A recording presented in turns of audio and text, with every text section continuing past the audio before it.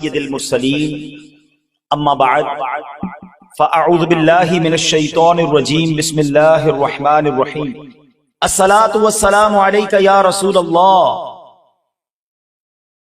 وعلی آلک واصحابک یا حبیب اللہ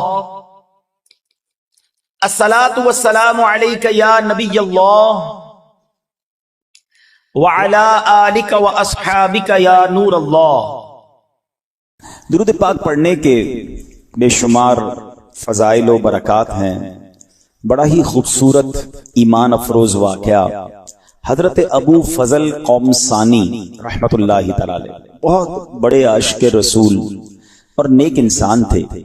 ایک مرتبہ خراسان سے ایک عاشق رسول آپ کے پاس آیا اور آ کر کہنے لگا کہ الحمدللہ میں مسجد نبوی میں سویا ہوا تھا اور مجھ پر کرم ہو گیا، عرش پر جانے والے، جنت کی سیر فرمانے والے، رب کے محبوب صلی اللہ تعالی علیہ وسلم میرے خواب میں تشریف لائے۔ آپ علیہ الصلوۃ والسلام کے مبارک ہونٹوں کو جنبش ہونے لگی اور نبی پاک علیہ الصلوۃ والسلام کے مبارک لبوں سے رحمت کے پھول جھڑنے لگے۔ آپ علیہ الصلوۃ والسلام نے فرمایا کہ جب تو حمدان شہر جائے تو ابو فضل قومسانی کو میرا سلام کہنا۔ میں نے عرض کی یا رسول اللہ صلی اللہ تعالی علیہ وسلم ان پر اس کرم کی کیا وجہ ہے؟ تو پیارے آقا علیہ الصلوۃ والسلام نے فرمایا وہ روزانہ 100 مرتبہ مجھ پر درود بھیجتا ہے۔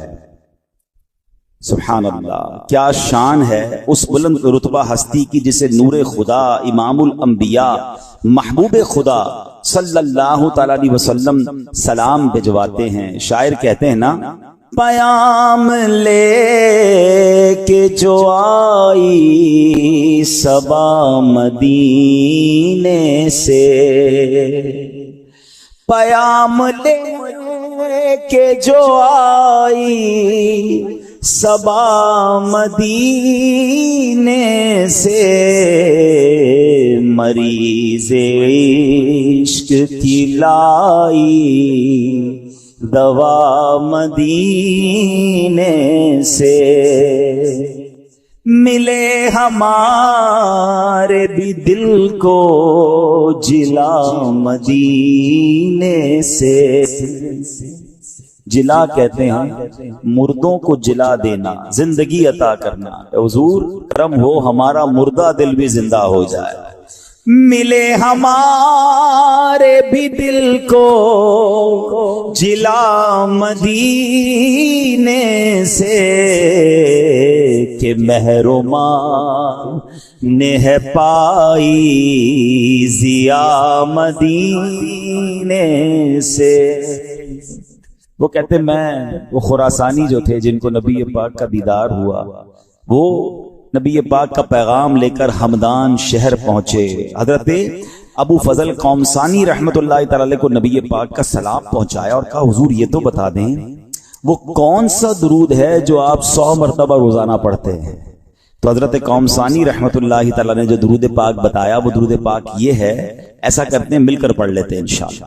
اللہم صلی علی محمد النبی الامی وعلی آل محمد، جزا اللہ محمدا عنا ما هو اہلو۔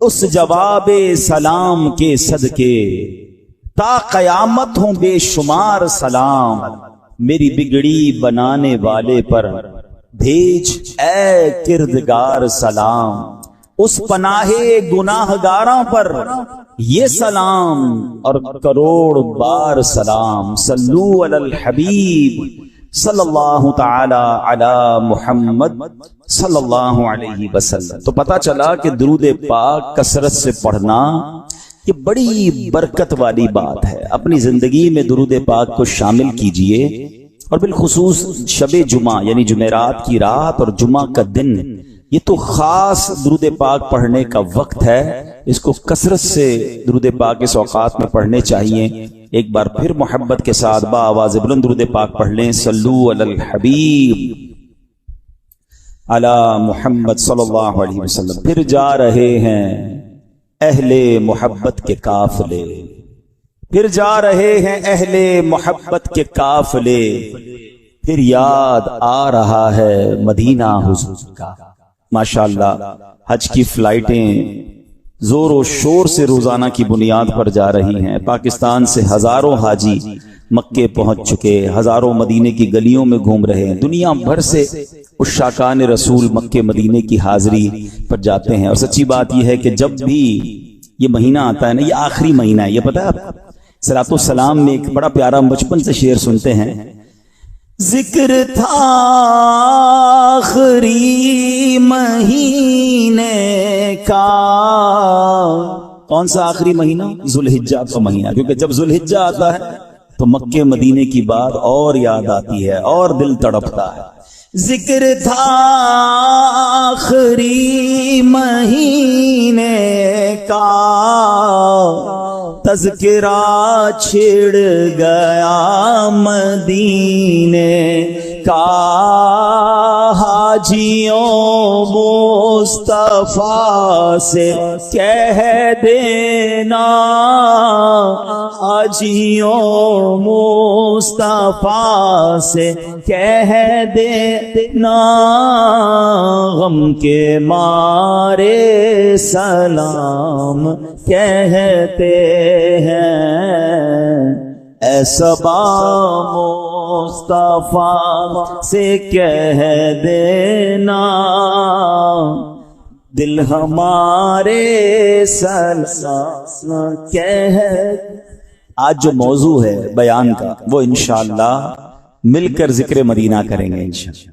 مدینے کی باتیں ہوں گی، مدینے کی یادیں ہوں گی، اور سچی بات بھی یہ ہے، شاعر کہتے ہیں نا، جینے میں یہ جینا ہے، کیا بات ہے جینے کی، راتیں بھی مدینے کی،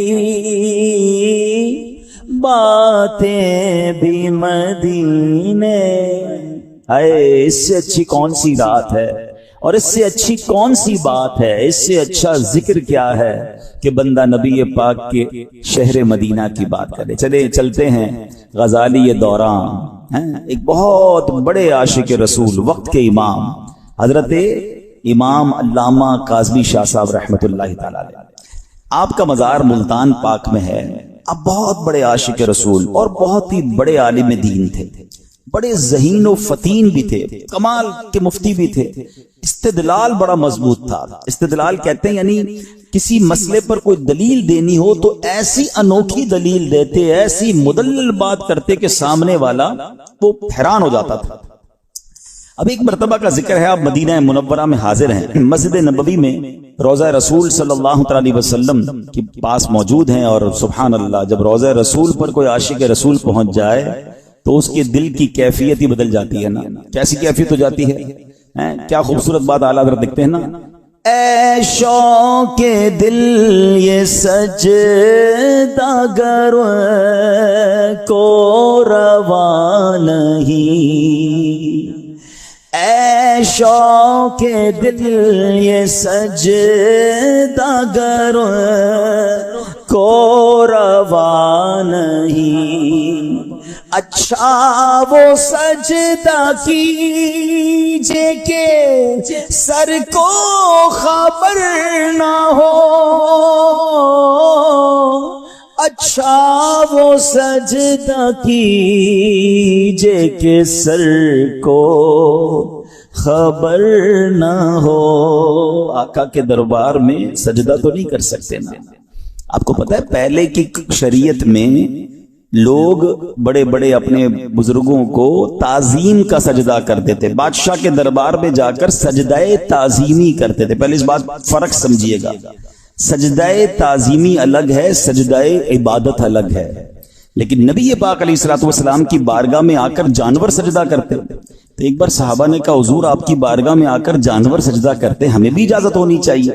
کون سے سجدے کی؟ تعظیمی، عبادت نہیں، ادب میں۔ اگر جنہوں نے قرآن پاک کی تفسیر پڑھی ہے تو حضرت یوسف کا واقعہ پڑھیں تو آپ کو آپ کے والد والدہ اور 11 بھائیوں نے سجدہ کیا. اس شریعت میں اجازت تھی. صحابہ کا دل تو چاہتا تھا کہ پچھلی شریعتوں میں اجازت تھی، حضور ہمیں بھی دیجیے. تو نبی پاک نے وہ تاریخی جملہ ارشاد فرمایا جس کا مضمون ہے کہ ہماری شریعت میں سجدے کی اجازت نہیں، لیکن اگر میں اجازت دیتا تو بیوی کو اجازت دیتا کہ وہ اپنے شوہر کو سجدہ کرے. اس روایت سے یہ بھی پتا چلا کہ شوہر کا مرتبہ کیا ہے، کہ عورت کو اپنے شوہر کے ساتھ کیسا برتاؤ کرنا چاہیے. تو اعلیٰ حضرت کہتے ہیں ٹھیک ہے سجدے کی اجازت نہیں ہے، مگر دل تو بے قرار ہے نا. سر کے سجدے کی اجازت نہیں ہے نا، دل تو سجدہ کر سکتا ہے. اچھا وہ سجدہ کیجئے کہ سر کو خبر نہ ہو، سر کو پتہ ہی نہ چلے. پیشے نظر وہ نو بہار، سجدے کو دل ہے بے قرار. روکیے سر کو روکیے، ہاں یہی امتحان ہے. شریعت کا حکم ہے، ہم اسی پر عمل کریں گے. مگر جب عاشق رسول دربار رسالت میں پہنچ جائے، روضہ رسول پر پہنچ جائے، پھر دل قابو میں نہیں رہتے، پھر کیفیت ہی کوئی اور ہو جاتی ہے. اللہ اکبر. شاعر کہتے ہیں نا، ان کے در پر پہنچنے تو پائیں، یہ نہ پوچھو کہ کیا ہم کریں گے.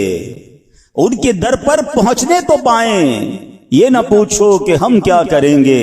سر جھکانا اگر جرم ہوگا، ہم نگاہوں سے سجدہ کریں گے.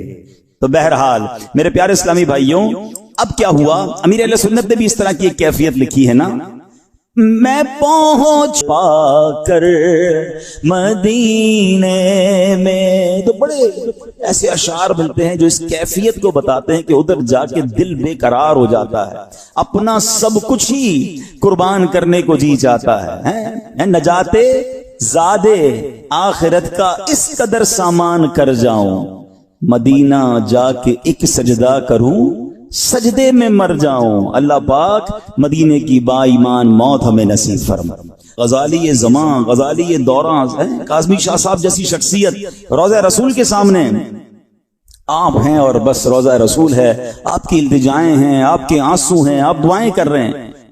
تو جب آپ سنہری جالیوں کے سامنے کھڑے ہو کر دعا کرتے ہیں تو اب ظاہر پیٹھ کعبے کو ہو رہی ہوتی ہے.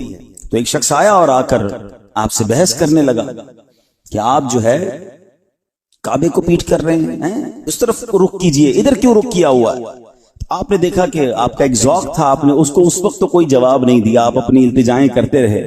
اب دوسرے دن وہ کچھ اور لوگوں کو بھی لے کر آ گیا اور حضرت سے بحث شروع ہو گئی کہ آپ جو ہے وہ اس طرف رخ کر کے جو ہے وہ دعائیں کر رہے تھے، تو کیا قبر رسول کو آپ کعبے سے بھی افضل سمجھتے ہیں؟ حضرت غزالی دوران سے سوال ہوتا ہے کہ کیا قبر رسول کو آپ کعبے سے بھی افضل سمجھتے ہیں؟ غزالی زمان کا علمی کلام دیکھیے، آپ نے فرمایا تم کعبے کی بات کرتے ہو، میں تو اس جگہ کو عرش سے بھی افضل مانتا ہوں. اب تو وہ لوگ اور سٹپٹا گئے کہ یہ کیسی بات کر دی، سبحان اللہ. تو آپ نے کہا چلو میں قرآن سے ثابت کرتا ہوں. وہ وقت کے امام مفتی دوران غزالی دوران، آپ نے کہا میں قرآن سے ثابت کرتا ہوں. آپ نے فرمایا یہ بتاؤ کہ حضرت عیسیٰ علیہ السلام اللہ کے شکر گزار بندے ہیں؟ کہ بالکل شکر گزار بندے ہیں. کہ اللہ نے قرآن میں کیا فرمایا؟ لَإِن شَكَرْتُمْ لَأَزِيدَنَّكُمْ، تم میرا شکر ادا کرو میں تمہیں اور عطا کروں گا. کہ ٹھیک ہے. کہ حضرت عیسیٰ علیہ السلام اس وقت کہاں ہیں؟ نبی پاک علیہ السلام جب معراج کو تشریف لے گئے تھے تو حضرت عیسیٰ سے ملاقات ہوئی، آپ چوتھے آسمان پر جلوہ فرما ہیں. یقیناً آپ وہاں بھی، وہ تو حیات ہے نا، آئیں گے بھی، قیامت سے پہلے تشریف لائیں گے، وہاں بھی اللہ کا شکر ادا کر رہے ہیں. شکر ادا کرنے کے بعد اللہ بلند مقام عطا فرماتا ہے نا. تو بلند مقام ان کو کیا ملے گا کہ قیامت سے پہلے وہ زمین پر تشریف لائیں گے، دنیا میں وقت گزاریں گے اور نبی پاک کی قبر منور کے برابر میں حضرت عیسیٰ کی تدفین ہوگی. اس کا مطلب یہ ہوا کہ چوتھے آسمان کے بعد ان کو پانچویں پر نہیں، چھٹے پر نہیں، بلکہ بلندی کیا عطا کی جا رہی ہے کہ اس سے بھی مبارک مقام یعنی نبی پاک کے روضے کے برابر میں جگہ عطا فرمائی جا رہی ہے. کیا دلیل لائے کہ فرمائے یہ مقام اتنا بلند ہے کہ جو چوتھے آسمان پر اللہ کا شکر ادا کر رہے ہیں ان کو یہ انعام دیا جائے گا اس شکر گزاری کا. لَإِن شَكَرْتُمْ لَأَزِيدَنَّكُمْ، تم میرا شکر ادا کرو میں تمہیں اور عطا کروں گا. تو ان کو نبی پاک کے روضہ انور پر نبی پاک کے برابر میں قبر میں جگہ عطا کی گئی. سبحان اللہ. یہ شاید نئے بچے ہیں یا نوجوانوں کو نہ پتا ہو کہ آج روضہ رسول میں میرے آقا علیہ الصلوۃ والسلام کے ساتھ حضرت ابو بکر صدیق کا مزار ہے، پھر برابر میں حضرت عمر فاروق کا مزار ہے، مگر ایک قبر کی جگہ باقی ہے، اور وہ